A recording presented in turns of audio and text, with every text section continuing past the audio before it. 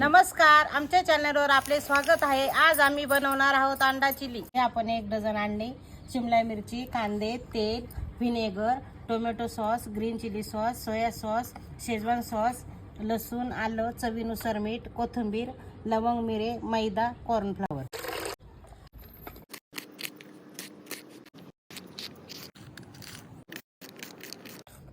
मैदा टाकून घेणार आहोत। 8 2 8 लवंग पावडर, शेजवान सॉस, हे चवीनुसार। आपण फक्त व्हाईट बल टाकणार आहोत। अंडे उकडलेले आहेत।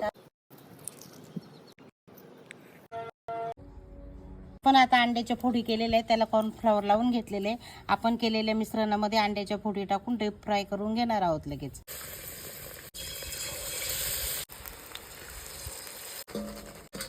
जिरे टाकून घेऊ, आल्याचे तुकडे, हिरवी मिरची, कांदा परतून घेऊ।